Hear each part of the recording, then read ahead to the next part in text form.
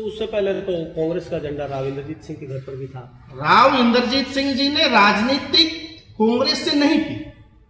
राव इंद्रजीत सिंह जी के पिताजी हमारे हरिद्वार के पूर्व मुख्यमंत्री राव वीरेंद्र सिंह जी ने कांग्रेस, उस समय कांग्रेस का बहुत बड़ा बोलबाला था।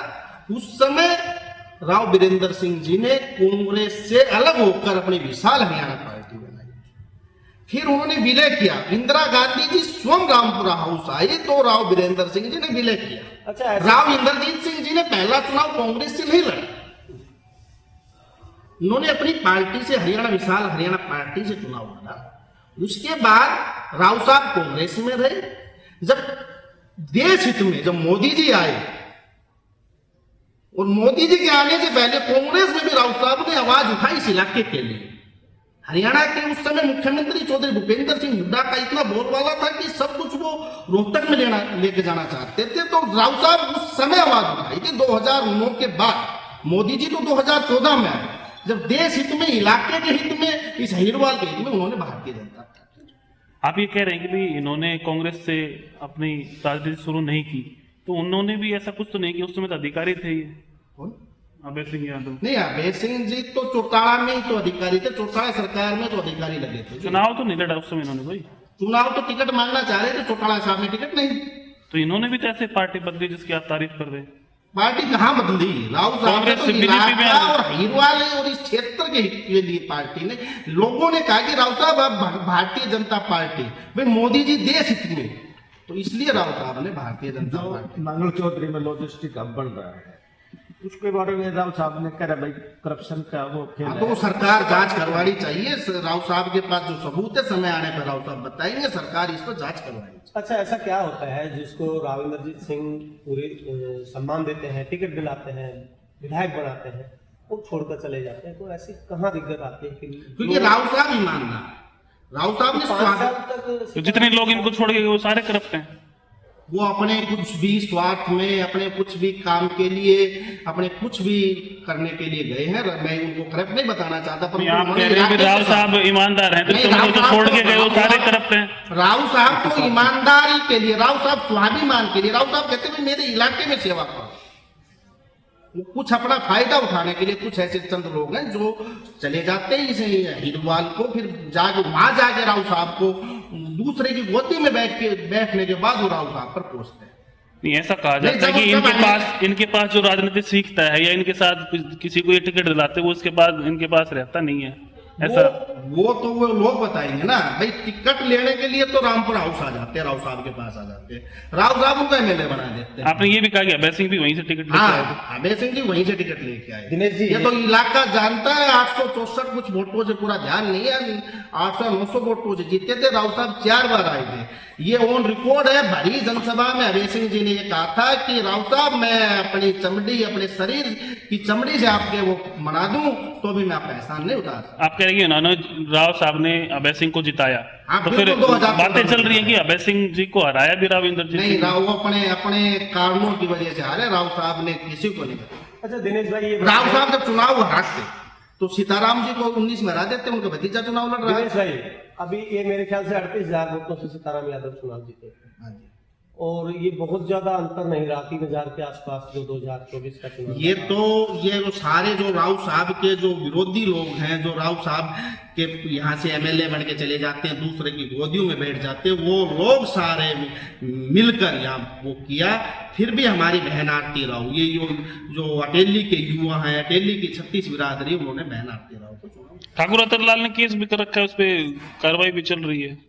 वो तो कोर्ट की बात, कोई भी, सभी को अधिकार है, वो कोई भी कुछ कर सकता है। नहीं जी, एक सवाल है आपसे कि कहीं ना कहीं जिस तरीके से ये लोग ये चीज़ें करते हैं राजनीति को लेकर, अपनी जो लालसा रहती है, हर एक आदमी की अपनी लालसा रहती है, लेकिन अगर देखा जाए इस तरीके की जो लोग हैं जो राजनीतिक स्वार्थ के चलते ये काम करते हैं, उनको क्या संदेश देना चाहेंगे?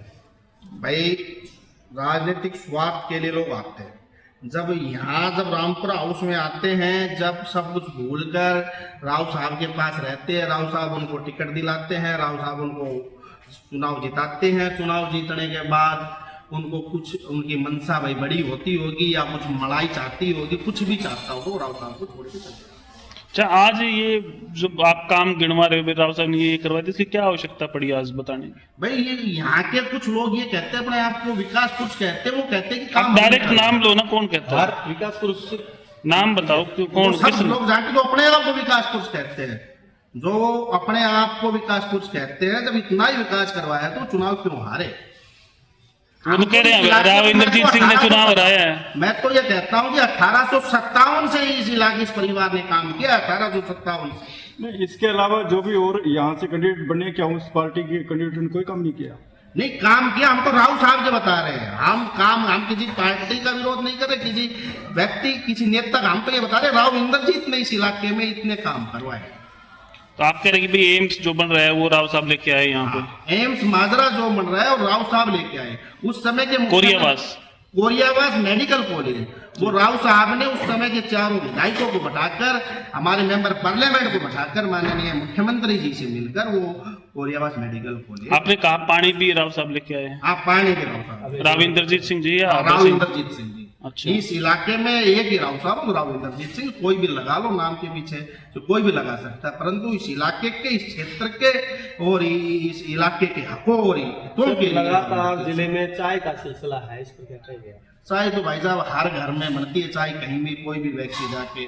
हमें राजनीतिक चाय की बात है।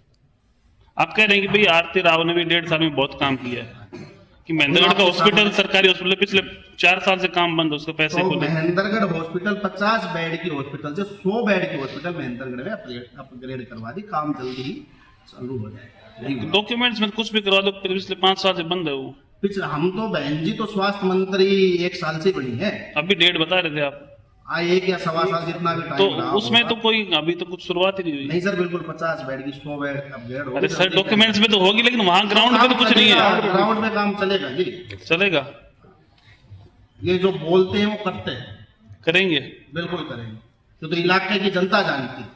तो ये कहीं ऐसा तो नहीं है कि भाई राव साहब ने कहा हो आपको कि जाके नहीं, वहाँ पे काम गिनवाओ मेरे? किसी ने मेरे से कुछ नहीं कहा। मैं 10 से 15 दिन ये जब से ये हरियाणा की राजनीति महेंद्रगढ़ जिले की गरमाई हुई है, मैंने सोच समझ कर मैंने पूरा वो करके आप लोगों को बुलाया। ऐसा भी ये कहा जो गया था कि कॉन्फ्रेंस आप रख रहे हैं, ये आपके विचार हैं या किसी मेरे खुद के विचार, आपके निजी विचार हैं? मैं भी अटेली मार्केट कमेटी का चेयरमैन हूँ। भाषण में ऐसा सुनने को मिला था कि राव साहब एक काम तो गिनवा दे, एक भी नहीं करवाया। तो मैंने गिनवा दिए 50 काम, और मैं गिनवाने बैठूं तो राव साहब के कामों की तो एक किताब लिखी जा सकती है। एक किताब लिख सकते हैं? ये पूरी जनता जानती है, पूरी हिरवाल की जनता जानती है, हरियाणा की जनता जानती है। ठीक है सर, चलिए धन्यवाद सर।